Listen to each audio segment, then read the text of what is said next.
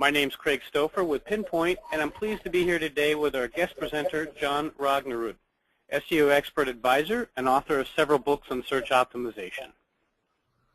Before we start, this event is being recorded. If you have questions, please do ask the questions in the question panel. You can also post your questions to Twitter at Pinpointe and Jon Rognerud down there at the bottom, if you see that. That'll be super, then you can share with everybody. And for folks on the Pinpointe side, if anybody is interested in giving Pinpointe a shot, you can use our service. You can use the coupon code there. Go to pinpointe.com, get started, and use the coupon code for 1 month of free service. That's for up to 500,000 emails. So if you'd like to give that a shot, you can do that. Let me tell you a little bit about Pinpointe, just 20 seconds, and then intro to Jon, and then we'll dive into the content. So Pinpointe is a business class email marketing. We have over 6,000 companies using the Pinpointe platform, but primarily mid-sized companies in both the B2B and B2C or business-to-consumer space. SEO and email marketing go hand in hand quite well, and we'll talk about that quite a bit today to show the results. And Pinpointe, people have said, is like a constant contact on steroids. We're sort of one of the more feature-rich email marketing platforms. Okay, and a little bit about Jon. Jon is an SEO and business consultant for both small and large companies. He's done work for Yahoo, Microsoft, among others. He is the author of several SEO books, search engine optimization books, and has been quoted industry-wide quite a bit. He's also a trainer and coach for small business marketing experience.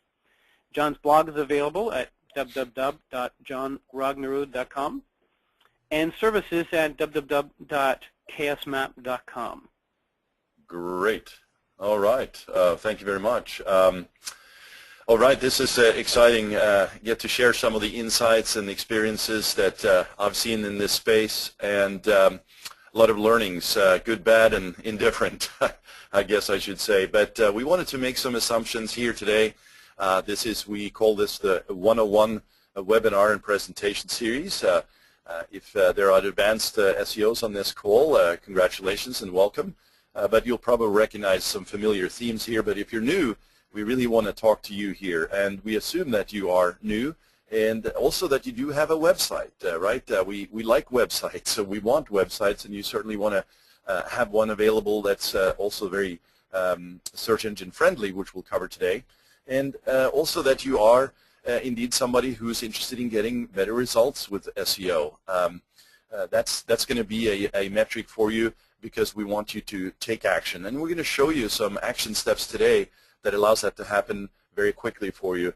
And of course, the logistics, as we always like to call out, make sure that Outlook and emails and phones and kids and dogs are out of the way, and that we get your full focus here, because I think this will really help you. So without further ado, we're gonna dive in here. And let me see here. I want to make sure that I get this okay. Yeah. So we're going to talk about search engines today. And while we talk about Google, it's the big 800-pound gorilla, right? But search engines in general are out there. It's not just Google. So we want to talk about what that means for you.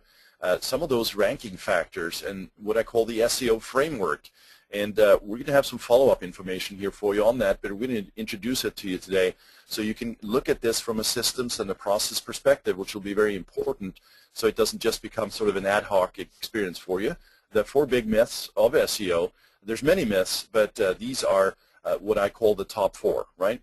So we're going to, again, share some actionable tips for you, and I get this a lot. And frankly, it's one of those questions that perhaps is a little bit of a showstopper in your mind, because before you even start with SEO, you're thinking that it probably will not work. So the question is, do you think it will work for your website? Well, I will tell you that SEO works fantastically well if you follow this process, this outline. And the details around this, I'm going to take you through today, as I said.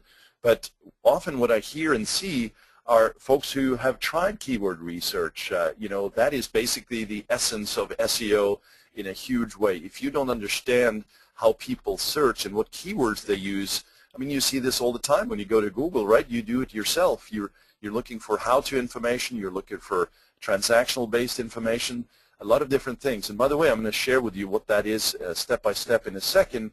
But keywords are central to SEO. And the second thing I get is I've done some work with SEO. I'm still learning, but it has not been enough traffic to make it worthwhile, and so they basically stop themselves.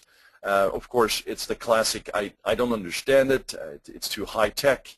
You know, social media to me seems an easier way to engage with my audience. I can throw up maybe a Facebook page or do some twittering, and you're off and rolling. And I mentioned that techno side. That is one of those that I get probably, along with the keyword research and understanding how keywords work on pages, I get that a lot because I'm not technical, so by nature, I'm just going to not make SEO work for me. Well, I'm going to break this down for you today, and I'm going to share with you actually how you break free from these limiting mindsets and some of the struggles that you've had. I believe that's a big deal, so I'm going to take you through it. But before we do, spoke to Craig a little bit about this. I did a recent presentation up at USC in Los Angeles, and this was one of the very popular presentations in terms of understanding search. Frankly, understanding the history a little bit gives you a perspective how big this business is. These companies that you see on this timeline here, starting on the left side, with Excite back at Stanford in 1993, that was pre-Google days. These companies were sold, built and sold for hundreds of millions of dollars, and it is huge business. Search is a big deal.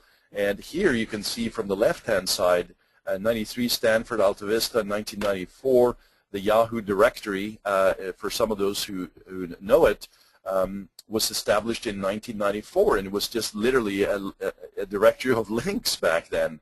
Of course, going forward through the mid-90s with business.com, LookSmart, Inktomi, 1996, I came on the scene in late 1995 and developed my first web page back then, and it was amazing to see the progression of technology and interaction with search through 97 with Ask Jeeves, and of course the launch of Google in 1998. It's been an amazing timeline to watch, and the technology that has emerged, and now today with Google owning about 80% of the marketplace worldwide. And you know, here you can see basically how Google and search engines really work. This is the insider's view now, if you will, to how a search engine takes the information from a query at the front and process it through a series of steps to actually display results in seconds. And I'm not going to go through all of the detail, but I just want to touch on a few key points so that along with the timeline of the search engines and this layout here, this workflow, if you will, of how search engines work, it really should give you a good picture of the search engine landscape. And also, as I mentioned at the top here a few minutes ago, searchers basically have different intent, and that starts at the left-hand side. What are they looking for, right? What are you looking for? And this is important to understand a little bit of the psychology of a searcher, your visitor, essentially, that comes to your product or services page. You know, what is their mindset going in? Is it a informational type of search? You know, how-to searches that's a big deal, right? That's a huge proponent of the search engine experience. But it could be navigational, where they literally just go in and click to you as a brand, you know, eBay, Microsoft, etc. They basically navigate straight by typing the address in there to the address bar, the URL, the website address, or it could be transactional. So here's an example of where you might be shopping for a specific product, or you're doing some comparisons of a product search, and you land on Amazon or shopping.com, etc., and even your commerce website. So it is more of a wallet out and pay type of transaction, right? Clearly, not every search is going to be as buy-centric as perhaps the last example, but interestingly enough, and we're going to share with you how this works through a business example later here, using email as well, how a customer or a prospect, rather, who could become a customer comes to your website not just to buy in the first setting, right? There's different ways you can encourage them to follow along with you. But we're going to talk about that a little bit further into the presentation today. But here I have an example of if you go to any of the large search engines, Google, Bing, Yahoo, and you enter a search, these pages that are essentially returned to you are stored. They are what we say cached. in a multitude of servers, tens, hundreds of thousands of servers around the world, where actually the software spiders store that information prior to you actually searching. So that's why you'll see them retrieved very quickly. Some folks don't understand that, these are actually previously stored and saved in databases. They're not actually retrieved real time, although there's some aspects of them that are. So the questions we ask then in the middle there, you see a row of 6 there, 6 boxes in the middle. Search engines will ask, hey, do we have that search term included on our web page? That search term, meaning a keyword, are they included, right? How many times is that word or that phrase or those phrases included? And are they in the title tag? And by the way, as I go through this, I'll show you examples so you'll understand what this means into this presentations. But we want to talk about words in the title. Are they listed there? Are they listed in the URL, in the web address? Are they listed at the top or the bottom of the content structure of your page? Do these pages come from quality or spam sites, lower quality, low-grade sites? What about PageRank? That's that voting mechanism that Google established that was so revolutionary back in 1998. That's the importance in links, right? And not just external links, people who vote for you, by example, from an external link, but also links within your site. And of course, this all happens in seconds, as I said. And if you are listed on the first page of Google results or search engine results, you will actually have a very good chance, especially if you're high up in search results, that somebody will click on that. And I just should stop for a moment and say that people say that SEO is great when it works because it's free. Paid search is exactly that. You have to pay for it. Well, there's always a cost, and you have to work for SEO, but once it's there, your work is not over. It's ongoing. While the click is free, you have spent time and really your resources to make that happen. So it's a high leverage system here as you're building this out. SEO has the highest ROI potential of anything, but it takes time and it's ongoing work. So hopefully now understanding a little bit about the timeline of search engines and how they developed as well as how they work really gives you a good feel, sort of top level in on what you need to be doing. And we're going to be diving into more detail on this, as I said, in a few minutes. But this was a recent or fairly recent snapshot of Google's dominance here in the U.S. With 66 plus, as I said, worldwide 80% plus, huge in the search space, and clearly somebody you need to recognize as not only somebody who leads that space, but somebody that you need to optimize for. And so we're going to take you through that, as I said. So I talked about SEO, I talked about search engines, and I talked about paid. This is a snapshot from Google, actually. And we talk about organic search, natural search, algorithmic search. Those are 3 terms that cover the SEO space. And then on the right in yellow there, you can see paid search. And here we have an example of AdWords. That's the paid search platform from Google. Represents billions of dollars for them in revenue, and it's a huge piece of the puzzle, if you will, of making them the greatest website search engine on the planet, but also the most profitable. It is essentially the paid search, that is of the highest value to them in terms of relevancy and revenue. So this gives you a quick overview of what that looks like. And of course, as we said at the top of the hour here, we speak about ranking factors a lot. We talk about traffic a lot. We talk about conversions. These are sort of top 3 flavors of terms that really anybody in the online space likes to hear about. Are we ranked high? Does it bring in traffic for us? And very importantly, does this convert to some measure of business for us? Well, one of the first things that we look at is not necessarily rankings, but today, since we are talking about websites and web pages, I thought it would be interesting to share a slide here from SEO Moz and how they did a study and found kind of just by breakdown of a pie chart as simple as this. What are the secrets to Google rankings? You know, what makes you push your page up in the search engine rankings? Well, we have on-page keyword usage. I talked about that in that slide where we showed kind of the workflow and the process. Keywords on pages represents 15% of the algorithm, which scores you and allows you to be listed high in search engines. But that's not alone, right? Now we have social media signals out there. We have click-through data. We have other things like in the green there. You probably have seen this, right? The idea that you have a blue link in your browser page and you click on it, it takes you somewhere from a click here to email marketing services. These are links that are essentially highlighted with keywords that point to the page. Well, we call that an anchor text, and that anchor text represents 20% plus, right?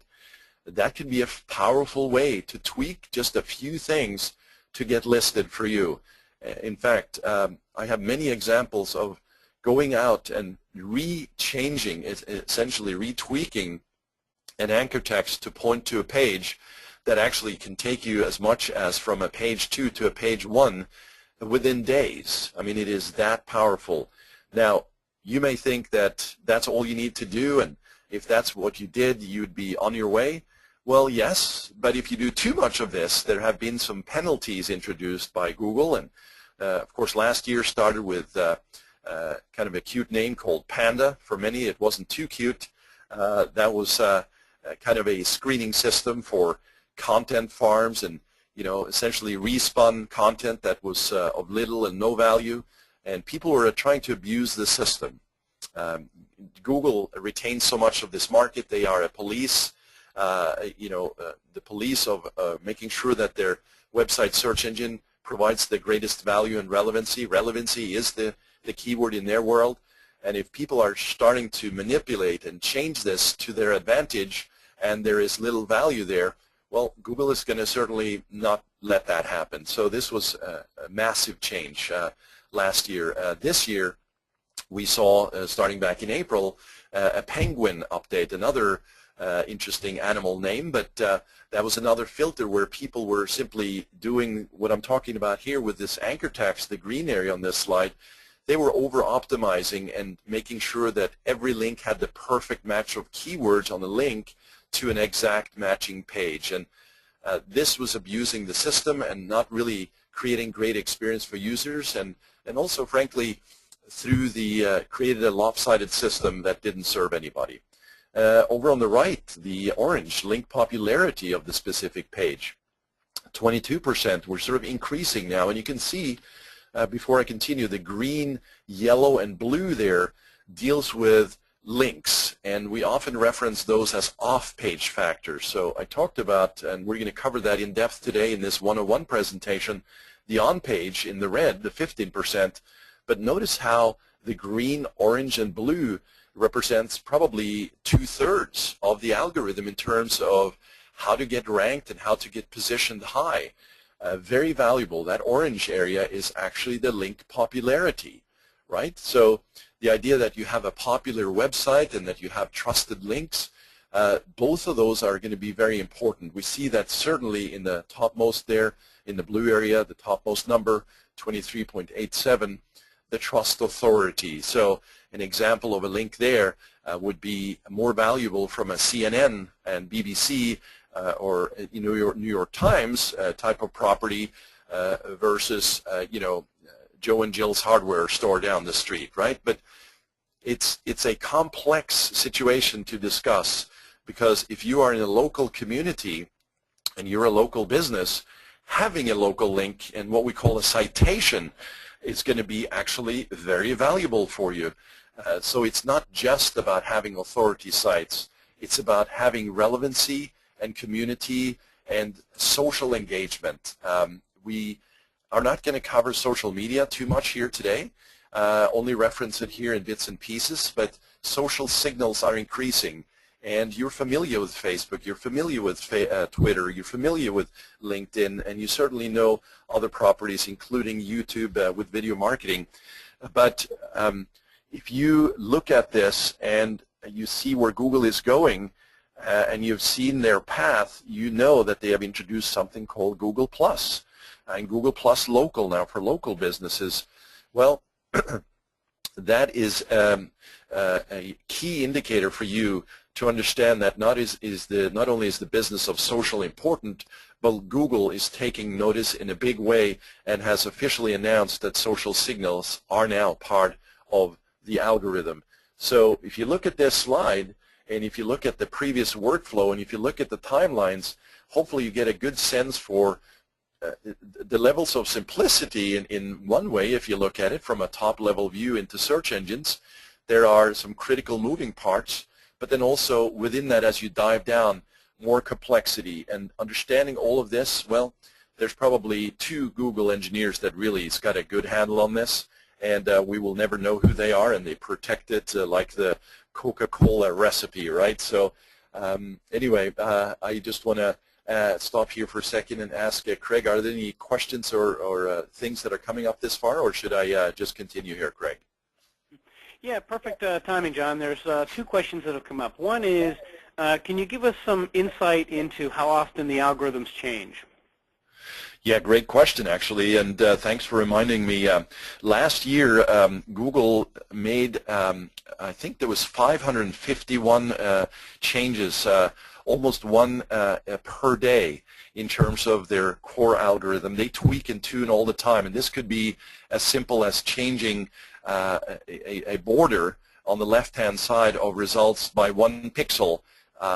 They are insanely eager to test and validate their only results, and this is part of their ongoing commitment to that relevancy, as I said. But yeah, 500 plus last year, and it's ongoing, and to keep on track of all of that is well, it's almost impossible. But if you know the basics, which we're going to talk about here today, you will be able to steer free of all these complex algorithmic changes, some of them more heavy-handed than others. As I said, a pixel change versus a massive, content farm filtering system is very different and takes different impact. But the idea is that if you're following a white hat and a go by the Google guidelines approach, you will actually be okay. Is there another one, Craig, or should I continue? Yeah, so the next question is if you can make sure to work through in your following slides, what would be the top 2 or 3 areas to improve or to build the trust and authority of the host domain? So just as you work through the next slides, if that's being covered, that would be great. I think that's an interesting one for a lot of folks. Yeah, absolutely it is, yes. And I'll definitely be covering that. We're going to be talking about on-page today mostly, but I'm going to cover that as well. So great question. And one of the big deals here in this area is the idea that, there's a lot of chatter out there, right? So forums, blogs, networks that speak about, what you should be doing, what you should not be doing with SEO, and of course there's some trusted outlets. But what I've found now in doing this for so many years is that you have to ultimately test and validate this for yourself. But there are some myths out there I'd like to bust right now. And one is site submission. You see a lot about that, and still today, $29.95 gives you access to 1,000 search engines, and we'll submit them for you, and just pay that, and you'll be good, right? Well, this is a huge issue and not relevant and not useful for you, and you're certainly not going to be guaranteed top results in Google or any other engines by doing a site submission. In fact, if you have a well-developed website and a sitemap, which I'll share with you in a second, you don't need to do any of this stuff, right? So that's number 1. The number 2 here is, yeah, I'll get a high or a number 1 ranking in Google or search engines if I just include the right keywords. And that's a fallacy. That is simply not true. So if you're in the weight loss or health industry, and specifically weight loss, very competitive. Adding weight loss keywords to your website is not going to get you there. Now, if you're in a very strange outlier industry that has very few searches, you might be able to get there, but then the keyword is there are no searches for it, so why bother, right? We're going to talk about that too, by the way, today. But number 3, high page rank. That I spoke briefly about when I showed you the workflow and the framework. that they use for deciding which pages to be shown. You know, you don't get instant top placement by having a high page rank. I remember a few years ago I had a client or a prospect that became a client, but we changed the model under which we work. They said, we'll sign the contract with you if you can just raise my page rank from 4 to a 5. And they clearly didn't understand that raising from a 4 to a 5, and by the way, page rank is listed from 1 to 10, all there are variables within that. Generally speaking, if you are a 3, you can have as much or as a better results than somebody has a 4 and a 5. So it's not related to your top placement. Number 4, lots of links, top first page. No, that is an absolute myth, and especially today, as I said, with all the new filters and ways in which Google is protecting themselves and also the users. This is a big myth. And I mentioned the page rank before. We're going to get into that a little bit more, and with Craig's question around some of the trust issues and how you build that, we're going to touch on that too. So hope that helped you there. Now, just a little bit of perspective again here. It's absolutely insane when you think about the amounts of data here that Google deals with. 1 trillion URLs are seen on the web, and just to put that into perspective here, I put it in parentheses, right? 1,000 billion URLs. That is simply massive. 1 billion searches a day on Google. 1 million spam pages, you know, every hour. People are trying to essentially get not only their message out, but their spam out. And spam are essentially people are trying to cheat the system to get value back to themselves. And an example of something like this in the worst case scenario would be somebody searching for a baby stroller, a new family looking for baby strollers, and they see a result, they click on it, and they get a Viagra or an adult site, right? Absolutely not relevant. The result there means that it's cloaked, that it's redirected to a different area than what's expected. Now, those are, you know, kind of extreme examples, but that's exactly what the spammers are trying to do to get affinity to their own world so that they can make money off of you. So, how do you break through so many pages, and how do you get found? Well, there are ways in which you can do this, right? First one is you need to be search friendly. And what does that really mean? Well, as I showed you a little bit earlier, when these search engines are caching and storing your pages, they can only do that not by manual work, but by software, right? By automatic engines, essentially spiders and bots that go out and crawl those links, those pages, to make sure that they can be stored in their database. And you have to make sure that each page on your website is crawlable and that each page can be reached via a link. And I'm going to show you a slide here in a second that gives you a perspective on that. Another one here, the second one here, is something called Robotstxt. It's basically kind of like a file that you would sit in your documents area on your computer, but it sits on your server where your website is, and it sits in the root. And an example of that is in yellow here, user agent : disallow. It basically says allow all search engines to come in and spider my content and disallow nothing, right? So user agent is all browsers and disallow nothing. See how it says disallow : and nothing?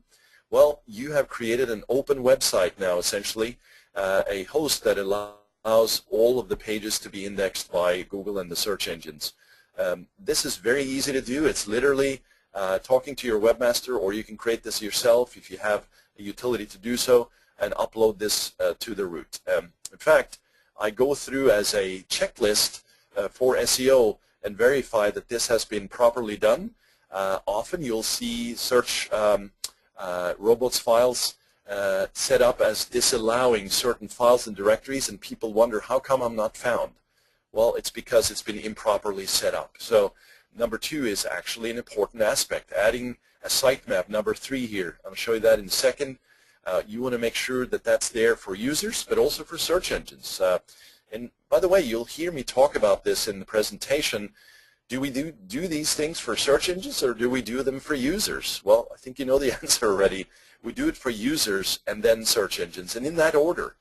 Because if you do it that way, you'll actually follow a natural progression. What's good for users will often and typically be good for search engines. Adding a sitemap is good for users, and it's good for search engines. And standard HTML, hypertext, the markup language. I talk about that on my blog. And what is an HTML page, but essentially search engines cannot read images or movies and things like Flash and ActiveX. There's these technologies now like Ajax. Those are technologies that are embedded in your browser content, meaning text is what search engines can read. So if you have a video on your website and perhaps a specific page in a blog, well, you want to make sure that that is seen as text. Well, how do you do that?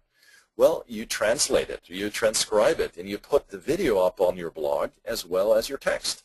Now you got a double whammy. You got some love from YouTube and the engagement factor for users as well as text. So absolutely make sure that your text is available and visible. And by the way, I mentioned in previous emails as well to folks on my list that these are, few critical things that you can impact this week that will actually move the needle for you.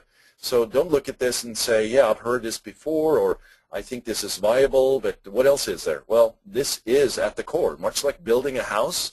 If you don't have the cement down, if you don't have the structure, if you're sitting on a slanted, sloped, ground, that house is going to fall down. So build it right. Start by the good stuff here at the beginning.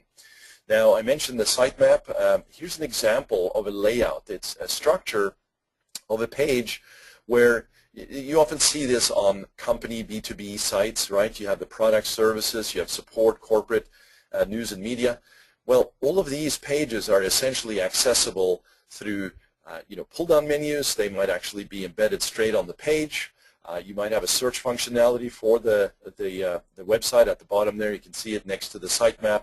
And the sitemap is essentially a page that goes up on your website that has links to all of these pages for easy accessibility. And that's for users and search engines, as I said. So if you're brand new and you're thinking about really expanding out your website world, do this. Write it down on a piece of paper on the whiteboard. Get the teams in there. Make sure that you have a good structure that serves the users.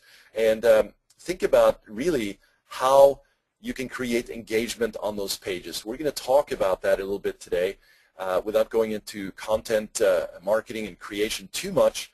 But often what I see is it's a website that's generated for me. It's my company. It's my business. I'm going to create this for me. Create it for them. Create it for your audience, but build it out with a structure that makes sense for your corporate business. So this is an example of it right there. Now, I said that we're going to show you some insider tips as we dive down a little bit more into this fantastic world of search engines and SEO. Well, this is it. This here, you want to take notes. This is what I call a writer-downer. Make sure that you add your title tag to your page and that it's been optimized for the keywords. And here you can see an example in code, and I promised you it wouldn't be too technical. Well, this is probably the extent of it right here. But it is actually just a tag, right? The title tag, you see it there? Well, it says title, and it says search engine optimization, Wikipedia, the free encyclopedia, and end title tag. That's it. Below it, meta name, description, content, and then it has a description that's listed. Well, output in search results, see at the bottom there? That's exactly what it looks like. And you may have been wondering, how did they do that? How does that show up that way? Well, that's exactly how they do it. This is how we do it. Now, just a little side note here, sometimes you'll actually do this and Google will change it on you, but they can do whatever they want, right? But this is the way to do it. And by the way, in terms of high ranking factors and high return results for you, this is the first place to start. Make sure you get your keywords in here. And the rule you can think of when doing this is early and often, early. So here we see search engine optimization. That is early in the fact-finding for spiders, right? You don't want to put the free encyclopedia first or Wikipedia. You want that keyword, search engine optimization, and then the rest. Now notice in the bottom section of this slide, it has a URL in green. enwikipedia.org wiki search_engine_optimization. If you notice, that's been bolded. The description below it, search engine optimization, SEO in parentheses, that's been bolded. That's because the search query was search engine optimization, and it bolds those results. And that's an indicator for click, but it's also an indicator that Google is picking this up and actually matching. You are starting now to match keywords to content, keywords to pages.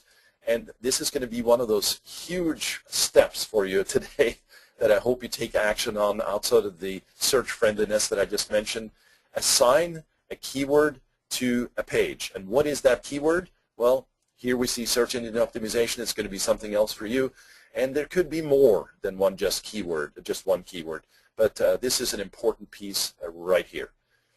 Next one is when you do this, this is also from SEO Myths, but a study was done, what really should we be putting in terms of lengths in title tags for Google, Bing, and Yahoo.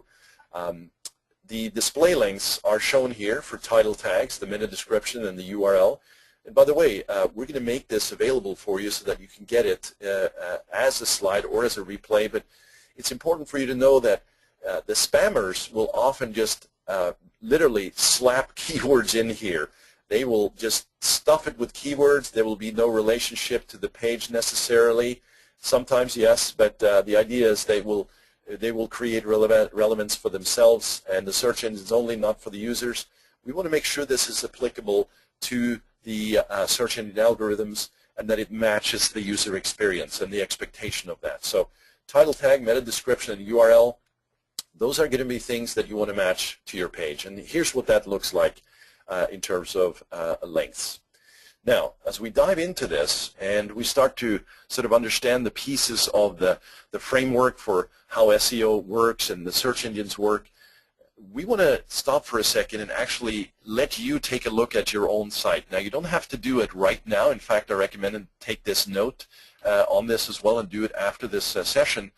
But if you use what's called a site command, site:" command, by the way, there are different commands that you can issue into Google that lets you know what they are doing and what they're seeing with your website. And this site:" command is hugely valuable. I will use this literally on calls with new prospects and clients that I want to help out. What does your Google database look like? Site:" issues essentially the results for your pages inside a domain. So here we use Lopez Physical Therapy, site:" no space, type in the full URL, and all of a sudden you see results stored in Google. And here we see 167 results. That's 167 pages that represents Lopez Physical Therapy. And we can see below here, not the first one, that is an ad that says try Google Webmaster Tools, but Lopez & Associates, Physical Therapy and Sports Rehab. And you can see that they actually have done a little bit of work here. They are putting in the physical therapy keyword. They have a description here that says Lopez Physical Therapy 101 person care. You deserve the best. Call the phone number. You can see that's almost been used as an ad, right? Advertisement, which is good. Somebody might actually literally just call you from that.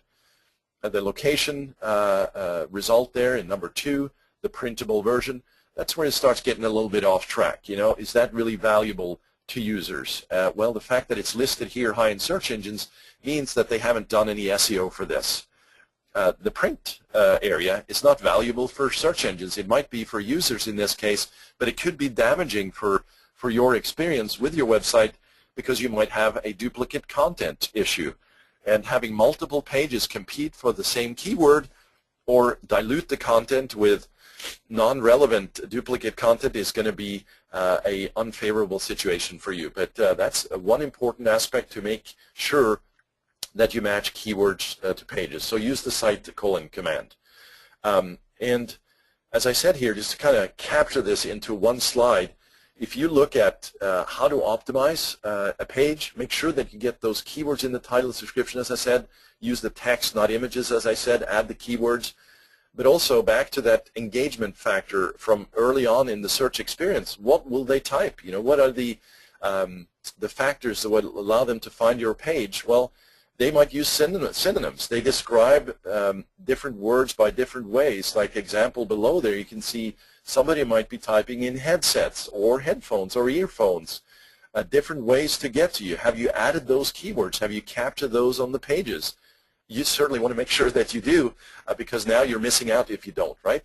And make sure that you use sentences, not just a listing of keywords. Use a natural inclusion of English and language that uses those terms. So how do you really find out what those are? Well, next we're going to see a free and powerful keyword tool, which some of you may know already, but we have essentially the Google keyword tool. How you get to it is just type keywords into Google and click the first result. It's Google AdWords keyword tool. And here we have an example of search engine optimization typed into that tool at the top there, where you would enter a phrase for your domain or for your market. Then you get the results below. Well, here we see that search engine optimization software companies, etc., very high in the competitive area. Search engine optimization, 74,000 global, very competitive, highly valuable for anybody who wants to be in that space, and also has a lot of traffic, right? Traffic is a big deal, but relevancy around that traffic is really the most important, because if you had that traffic today, what would you do with it? If you didn't have a really valuable offer and presentation into your funnel, that's not going to be too helpful. So the Google keyword tool is one you should start playing with immediately to get some results for your pages, for your market. And when you do that, you actually start matching up keywords to pages. Earlier we had a question about links and trust and authority building. Well, one of the things you want to do is look at building links from external sites. But what I often will look at when viewing a client site is, what are they doing with internal links? The idea is that you can self-rank using links internally to your site. So if you remember earlier, I talked about the anchor text, the click here kind of blue link versus, clicking on something that says email marketing services. Well, you can actually just change your links, and you don't want to do this, just blanket, but you can actually change your links internally to your site and have that actually count for what we call link juice on your own site. So if somebody wants to rank for email marketing services, you could create a specific post around that, you could create some content around it, and link using that as your anchor text back to the page. Another way to do this is to go out and find relevant blogs to do that.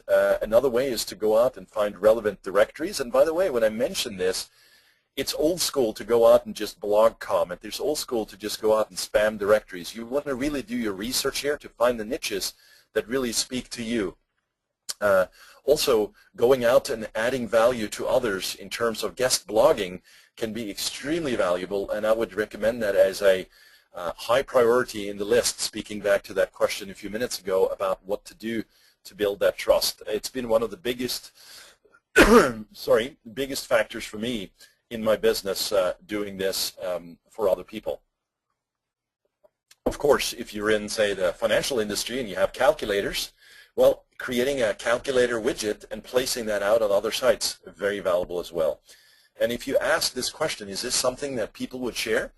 Well, that is a key question to ask, because it means that it's valuable, right? And then, of course, you want to amplify this with social, Twitter, LinkedIn. LinkedIn is more of a B2B community. Twitter, of course, is much more across the board. And, of course, you have Facebook and others. As I said, we're not going to do a social media training on this here today. But going out and getting links in this manner, extremely valuable. And article marketing is not out of the game by any means, but the old days of just signing up and spewing your materials across the web through article sites is not one strategy we've used. And in fact, through all these filters with our clients, we haven't seen any degradation of results, and that is because we never actually went out in this, what I call gray and black hat area at any time. You just want to stay clean within the what we call a white hat and the Google and the search engine guidelines. So one way to do that is to use Google Webmaster tools as a diagnostics tool set for you. and also adding Google Analytics to track it. And here today, we're talking a little bit about tracking and analytics. I'm going to get back to Webmaster tools in a second, but there was a question that came up on what they should be using. And I'm not going to cover all of these, but just to note, there's a difference between tracking versus analytics. So tracking is more how your traffic turn into dollars, i.e. conversions. Analytics can do that as well. But here we have things like HyperTracker and KISS Metrics, which is awesome, by the Neil Patel Group. Analytics, of course, Google Analytics, as I mentioned, get that on every page on your system. And you can track things like bounce rates, how long people stay on your site and specific pages they're going to, where they come from. And there's another tool which I actually use on my personal blog, which is Get Clicky. And finally, retargeting pixels, which are those follower ads, or some call them the stalker ads. The idea is that you can place a cookie on somebody's browser, and when they go to other sites on the internet, on the web, your ad will display. And there's tools out here like Site Scout and Retargeter Fetchback. Essentially, where ad space is available, they will show up. And you can get a good spike of traffic here. Initially, not as relevant perhaps, but they keep seeing you in the space. And this deals with both visibility and branding as well as traffic. And it doesn't have to cost that much, especially when you're first starting out. So just wanted to bring that up. Google Webmaster Tools, very easy. Search for Google for that. Sign up. It's a free account. And start running some diagnostics. It's going to start collecting data from links and content and duplicate issues you might have in your site. Fantastic tool. Also, any alerts or things they see with your site will be sent here. Absolutely a magnificent way for you to see the heartbeat as Google sees it. As I said, Google Analytics also free. Just go to google.com/analytics. Sign up there. Get that piece of code that I said, that I mentioned earlier, and put that on each and every web page that you have. And this can be done from your webmaster or yourself. It's a piece of code, essentially a JavaScript that goes on every page, and you'll be able to see tracking information the very next day. A lot of features here, and we're going to cover that here today, but clearly one must-do situation for you. Okay, so we're going to dive in here now to a business example. Craig talked about this a little bit earlier as well. We want essentially that traffic to drive targeted visitors, and when we do this, we really want to capture, we want to give information, but we want to capture information where we can to really nurture that relationship and build our community engagement, right? So here we're going to take a look at an example of an SEO to a landing page with a registration form. Craig, I'm going to stop there. Any questions so far? Yeah, John, we've got quite a few here. I'm trying to think. Give me just a sec. There was one that I wanted to get in. I know we're getting towards the end of our presentation, but there was one that I wanted to segue in for you, which is, because I think it's important, how many keywords do you suggest we limit ourselves to when assigning them to an individual page? You kind of covered that, but I think it was a real key point that would be good to pop back in here. Yeah, so how many keywords to a page, was that the question? Yes. Yeah, and get that a lot. And it's always an it depends. You know, the blanket rule for so many years is, 1 to 3 keywords per page, 1 to 5. 1 to 3 is probably a guideline that many could relate to and say, yeah, that makes sense, and I'll try that. But the truth is, if you're in a very competitive market, and that compared with your architecture of your site, you may actually benefit from 1 keyword to that page, right? So in the case of a search engine optimization, yeah, you want to certainly add, relevant and synonyms and things like that, but the keyword that you're trying to nail there is going to be 1 specific phrase, so 3 words, which is a phrase, right? And that's 1 keyword. But the rule is really not as hard and fast as 1 to 3 or 5 to a page, because if you have a site like Wikipedia, right, use that as an example, highly trusted, highly valuable, and by the way, it's a great example to look at because they use so much content and a great infrastructure in terms of navigation. But if you have a site that's already highly trusted and it is seen as an authority in Google's eyes, you can get away with a lot more. You can add, 5 keywords to a page. You could section it off and have 4,000 words on the page and capture a lot of keywords to 1 master page. But if you're brand new, and we're really talking about new people here today, and newer sites, looking at this as a one-to-one match can be a great approach. You know, 1 to 2 perhaps, but each case is a little different. And I used to say a few years ago the 1 to 3. Now I'm narrowing it down to much tighter match to keywords to pages. Does that help, Greg? Sure. So in summary, fewer is generally better. Stick in the range of 1 to 3. Yeah. Okay. Exactly right. Fantastic. Okay, fantastic. Well, that's it. So back over to you. Okay, and also I just saw a quick note on do you have to have an AdWords account to get that Google keyword tool going? Yes, in fact, just a Gmail account will do. You're up and rolling in minutes on that. So here's an example of free keyword training. This is not a highly searched keyword, but I wanted to show this to you to give you an example of what this could look like on one of my own domains here. So here we see that free keyword training tool bolded, right?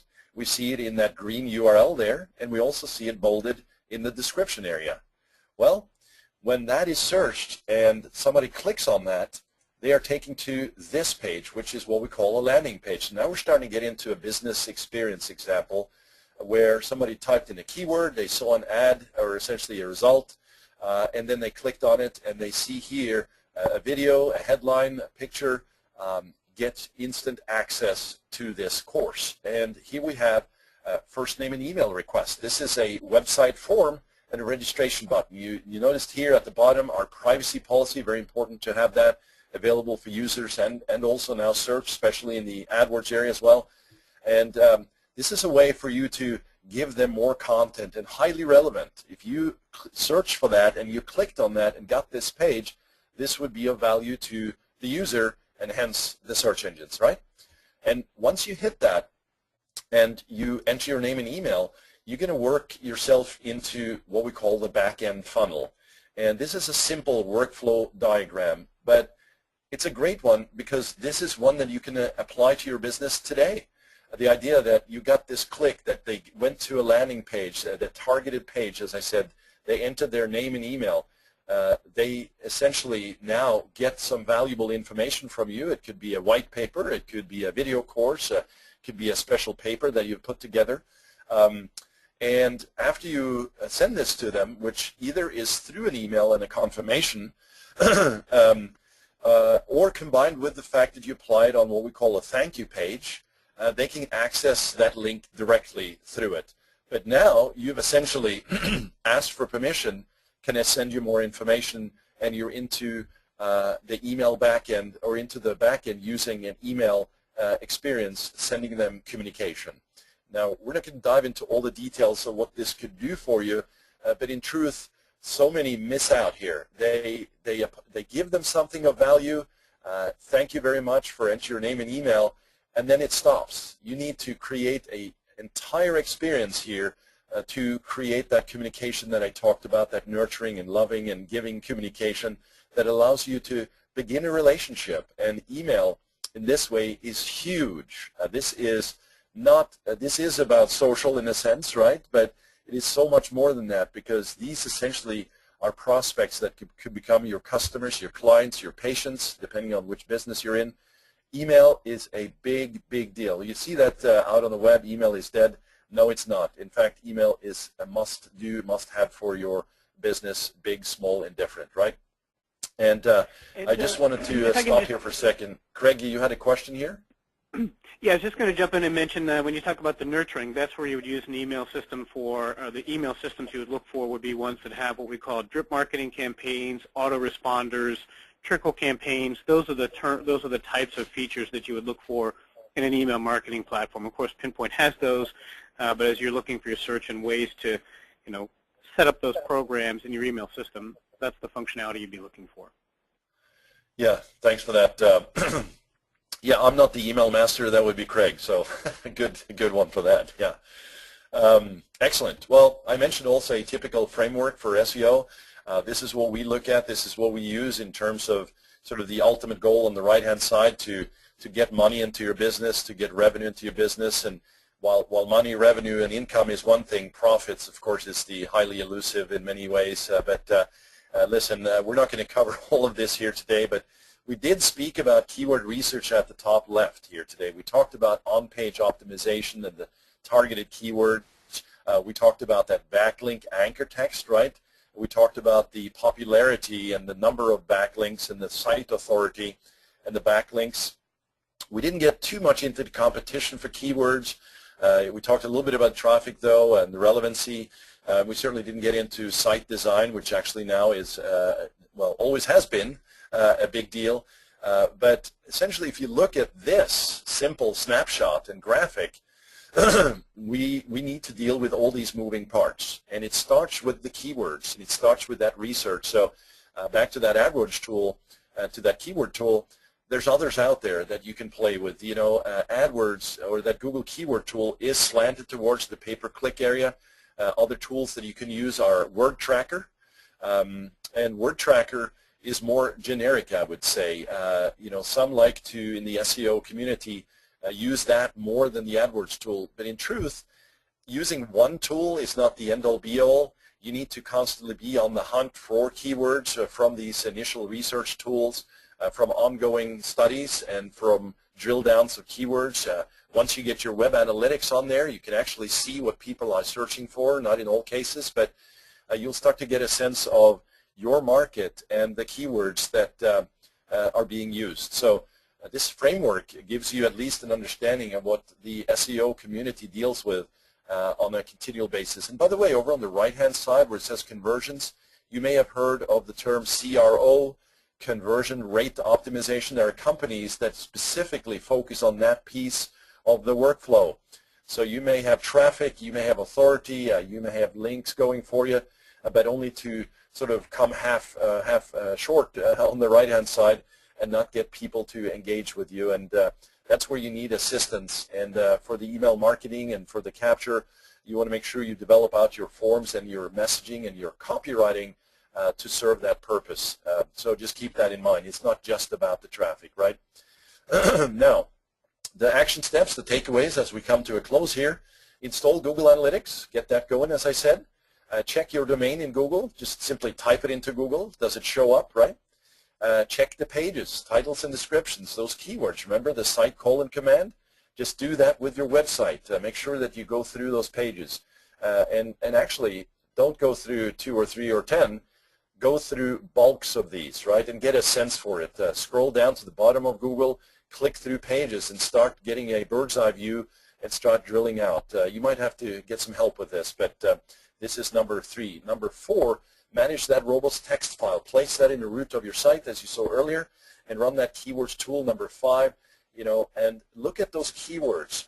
What pages and what content are missing key phrases, and start updating those with the key phrases. Again, not adding them simply, but weaving them into natural-looking, helpful, useful, informative sentences that make sense for your users.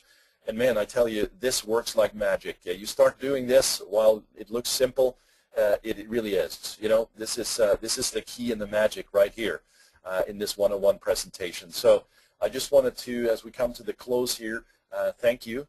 And as Craig mentioned, there's more information here on my website on jonrognerud.com. Really, a lot of this is just step by step, you know, from the keywords to the content to the links, as I said. But there's really nothing holding you back from success here. As I said at the top, a lot of this, really, to be direct, mindset crap. You know, it doesn't work, or I'm not a tech person, etc. It's your own self-limiting beliefs. I certainly see that enough in the industry. But you can do this, and I love this picture. I'm sure you've seen it out there, but you can see this success for yourself if you take these steps. And I think we're going to do a follow-up seminar here as well. So. Yeah, great. And thank you very much for your time today, Jon. And thanks everybody for joining us on the presentation. And watch for our future invitations and join our future webinars.